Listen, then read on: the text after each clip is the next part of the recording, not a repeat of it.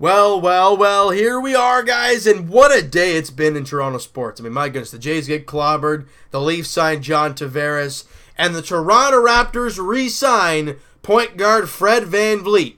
Now, the question coming into this offseason, first off, would he be a Toronto Raptor next year? That was the big question.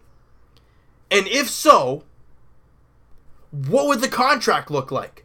Would it look like a Norman Powell deal? I think a lot of people were scared about that. If you guys listen to the podcast, by the way, the link is in the description for the podcast channel and for the podcast on iTunes, guys. We talked about Freddie, and we said, look, if they're looking to give him a Norman Powell deal, don't. Because Norman Powell did exactly what, well, I wouldn't say exactly what Freddie did, but Norman Powell had a great year. Then they gave him a 4-year deal at a ridiculous boatload of money. And then this year, as we all know, he hasn't looked good at all. Or this past season. With Fred VanVleet, he had a great season this year.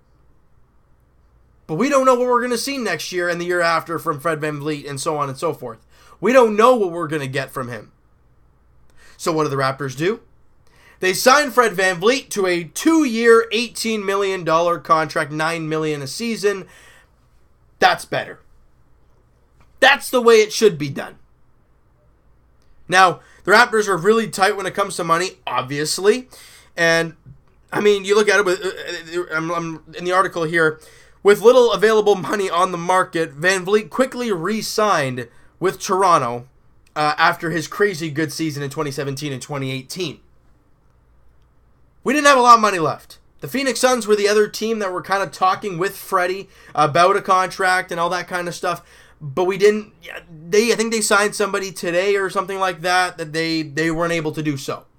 So that really just left the Raptors. And they got the job done on a short-term contract. If it doesn't work out, you can easily trade that contract.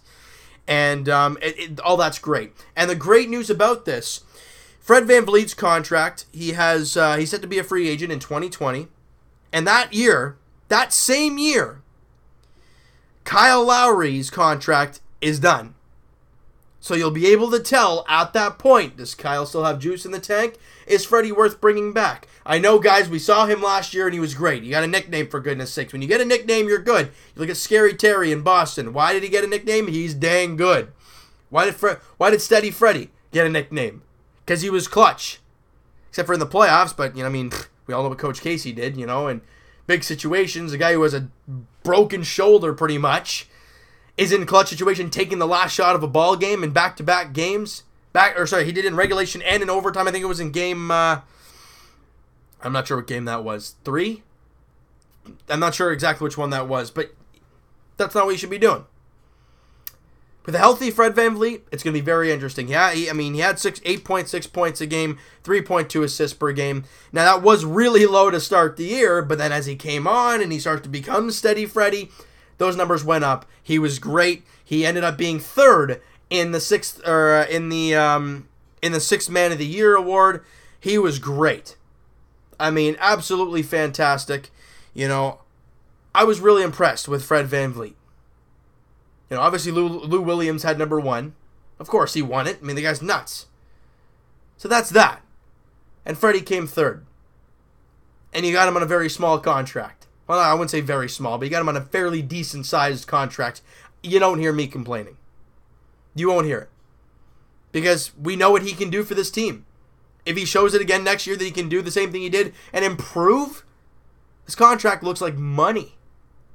And like I said, after the contract's done, you lose all of Kyle Lowry money if you don't re-sign him. And even if you do re-sign him, it'll probably be for less because he's getting older. And then if Freddie VanVleet takes those next steps, you can sign him to a bigger deal. So that's this contract is the way it's supposed to be. A small-ish deal, kind of a bridge contract like you talk about in the NHL. And when he comes off the books, Lowry's done. It kind of could mold right, or if it doesn't work, it's okay. Lowry is still around, and that it's a very, very nice way of smoothing out the transition, I guess, for Fred VanVleet and Kyle Lowry in the future. I'm very happy with this signing from the Toronto Raptors. I think you guys are too. But with this signing, the Raptors are very low on money. They have Lucas Nogueira, Malcolm Miller, Lorenzo Brown as their remaining free agents. I can see all three walking.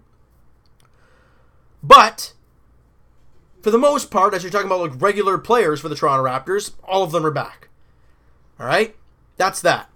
Now, we've heard some talks. We've heard a couple of trade talks. I think I heard Serge Ibaka and CJ Miles for Carmelo. That would be an interesting one. I saw that it was like this past week sometime. We've heard talks about JV and Serge Ibaka. The Raptors are looking, they're listening to offers for those two guys. So I want to hear what you guys have to say. Now that Freddie VanVleet is signed, what's next for the Toronto Raptors? Because they're in a weird situation. For the Leafs, they just signed their big guy. Now it's Masai's turn to make something happen. Don't be stupid about it, because I know he's not. But make sure it's the right move. And it's hard to tell if it is, I guess, or not right off the bat. But just don't go too crazy. But, I mean, I'm very happy with the Fred VanVleet signing. I can see either Serge Ibaka or JV getting moved before the season starts. What'll happen? I have no idea. But I want to hear what you guys have to say all about the signing, about Freddie. How do you like the contract and all that great stuff? I want to hear what you guys have to say about the Ibaka Miles for Melo deal that we heard earlier. Do you think that would be a possible option? Do you think Serge Ibaka or JV will be moved by next season? If so, what for?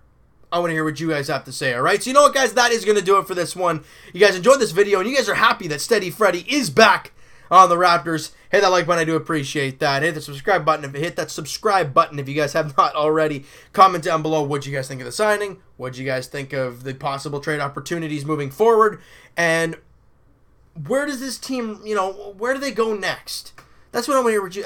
That's my main question for you guys. What's next for this team? I'm going to leave that to you guys, and I will talk to you guys, I guess a little bit, not too long from now, Blue Jays edition, as they got smoked by the Detroit Tigers in the finale, in Game 3 of that series on Canada Day. Not a fun day to be a Canadian baseball fan, or a Blue Jays baseball fan, I guess. But remember, Freddie VanVleet is back with the Toronto Raptors, and John Tavares is a Toronto Maple Leaf.